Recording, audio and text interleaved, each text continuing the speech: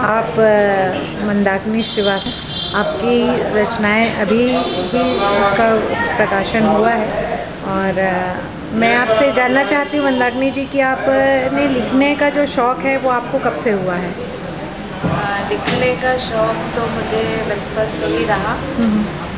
मेरा साहित्य विषय नहीं रहा, लेकिन मेरे दादाजी और मेरे पिताजी साहित्य से जुड़े हैं, 4 पीढ़ियों से साहित्य से जुड़े हैं हमारे यहाँ। तो इस वजह से मेरा लेखन के प्रति, कविता के प्रति, साहित्य के प्रति झुकाव बचपन से रहा। मैं पढ़ती भी थी तो अपने जो तमाम रजिस्टर होते थे, तमाम टॉपियाँ होती थी, उसमें पीछे लिखा करती थी, कुछ ना कुछ रचती रहती थी।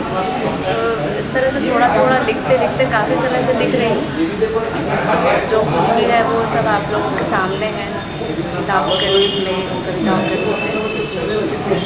आपकी जो किताबें हैं लगातार आ रही हैं, ये शायद तीसरी किताब है आपकी। जी, तीसरी। तो आपकी पहली जो 2 किताबें उनका नाम आप बताएं और प्रकाशन का वर्ष यदि बता पाएँ तो। पहली किताब मेरी सन 2005 में आई थी, सीख में बंद एहसास काव्य संकलन था। नई कविता शैली में मैं लिखती हूँ। और दूसरी किताब आई थी सन 2006 में, खारे पानी की नदी। उसमें भी ऐसी फुटकर कविताएं हैं जो संग्रह ही है, ये भी अलग अलग विषयों पर है, कई तरह के विषय इसमें मिलेंगे।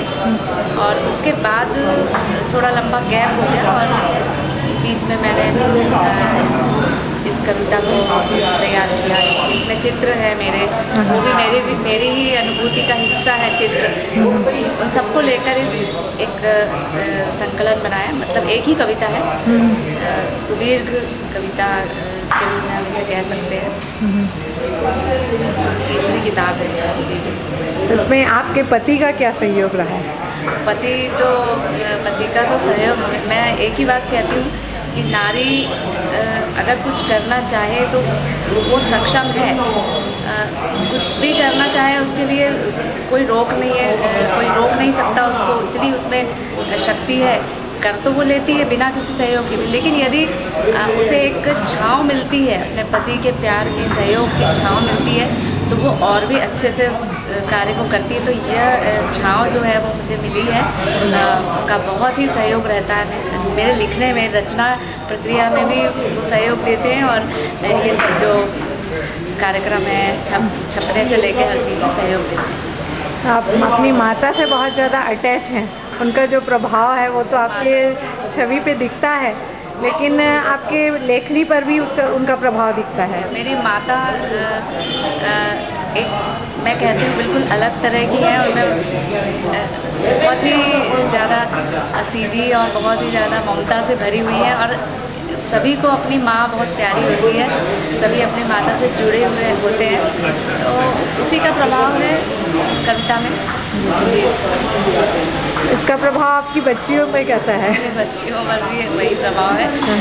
वो सभी इसी तरह से संस्कार जो हैं वो एक पीढ़ी दर पीढ़ी चलते हैं। ये हमारी भारतीय संस्कृति है, सभी माता से, अपने पिता से इस तरह से सीखते चलते हैं, वही परंपरा आगे चलती रहती है। नहीं, आपकी लेखनी में जो सबने बहुत तारीफ़ की कि एक सधी हुई और सभ्य और बड़ी मृदुल नारी जो है वो एक उभर कर आई है, जो आज की वास्तव में बहुत ज़्यादा इसकी ज़रूरत है।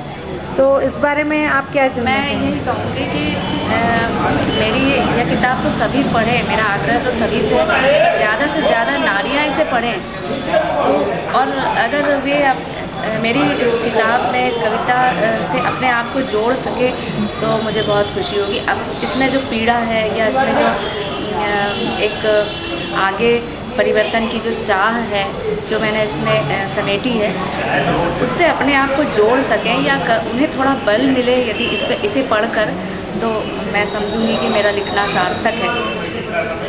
हम लोग एक बार ये चीज़ कहना चाहेंगे कि आपने अपनी नाम की जो सार्थकता है उसको पूरा किया है और इसके लिए आप बहुत बहुत बधाई के पात्र हैं। इसके लिए मैं